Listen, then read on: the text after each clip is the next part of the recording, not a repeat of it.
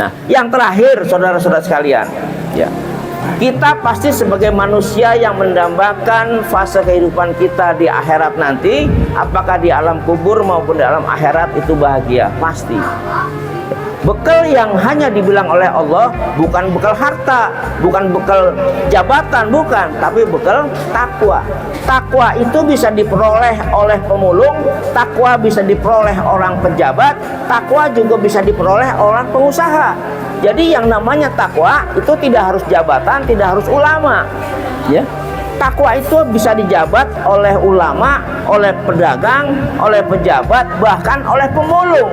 Tapi siapapun dia, yang namanya takwa itulah yang dimuliakan oleh Allah.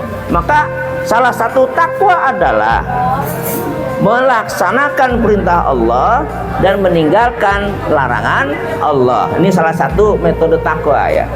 Dalam hadis Rasulullah SAW yang diriwayatkan oleh Muslim dari Abu Hurairah, Rasulullah bersabda begini, sesungguhnya Allah senang dan murka dengan 3 perkara.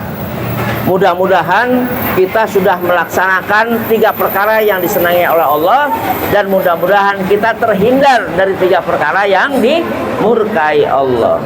Yang pertama adalah bahwa Allah sangat senang apabila hambanya itu hanya mengabdi kepada Allah. Sebagai seorang muslim, dia rajin dengan sholatnya, dia rajin dengan ibadah-ibadah lainnya, yang semua diperintah Allah dalam kategori ibadah semata-mata diniatkan karena Allah, dan jangan sekali-kali menyekutukannya. Ini yang pertama. Jadi Allah akan senang apabila ada hambanya yang menyembah dan mengabdi kepada Allah tanpa dikotori dengan kesyirikan. Wala talbisu imanahum bidzulmin walam yalbisul haqqa bil batil, kata Allah. Jadi janganlah engkau campurkan sesuatu yang benar, yang hak dengan yang batil, dan janganlah kau campurkan sesuatu yang iman dengan yang musyrik, seperti itu. Jadi Allah sangat tidak suka kalau beribadah dengan kemusyrikan.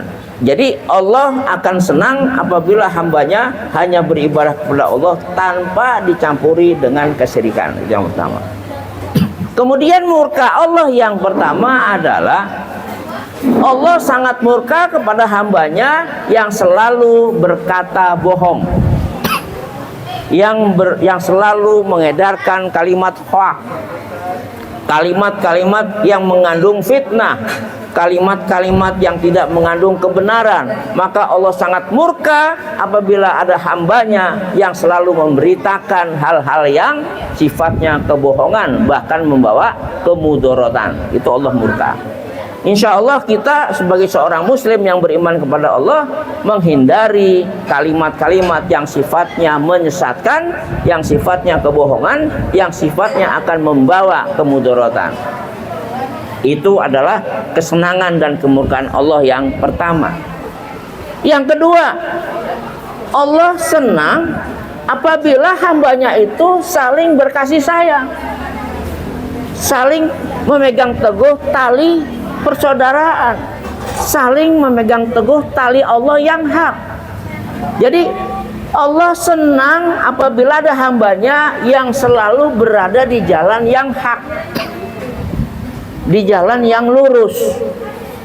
Sebagaimana doa kita, ihdinas siratal mustaqim, tunjukilah aku jalan yang lurus, siratal ladzina an'amta alaihim, yaitu jalannya orang-orang yang telah diberi nikmat atasnya, ghairil maghdubi alaihim, yaitu bukannya jalan orang yang dimurkai, walad dolin, dan yang disesatkan. Jadi kita setiap hari di dalam sholat dengan sekian rakaat selalu menghindar dari sifat-sifat jalan yang tidak lurus, sehingga Allah senang apabila hambanya selalu berada di jalan lurus. Itu. Dan Allah murka yang kedua apabila ada seorang hamba sudah diberitahukan dengan sesuatu yang hak, selalu bertanya untuk mengeles, untuk menawar. Sebagaimana orang kafir apabila diberikan sesuatu yang baik atas syariat Allah, itu selalu mengatakan sami'na wa asoina.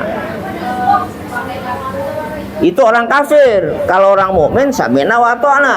Kalau orang kafir, dia selalu ingin bertanya-tanya bagaimana mencari celah. Udah tahu ini haram, bagaimana kira-kira diputar balik supaya menjadi agak halal, seperti itu. Jadi selalu ngeyel apabila ada syariah-syariah yang jelas kebenarannya. Itu Allah sangat murka. Jadi Allah yang kedua senang kepada orang yang selalu berada di tali Allah yang benar, dan Allah murka kepada orang yang selalu bertanya, banyak tanya, cerewet terkaitan dengan perintah Allah. Rewel gitulah istilahnya. Kemudian yang ketiga, yang terakhir, ya, Allah senang, ya, kepada hambanya yang selalu saling nasihat menasehati, yang selalu saling memberikan masukan, informasi yang baik untuk kebaikan menuju jalan Allah. Dan Allah murka yang ketiga adalah apabila ada hamba Allah yang senantiasa menghambur-hamburkan uang, menghambur-hamburkan hartanya yang tidak diniatkan untuk ibadah kepada Allah.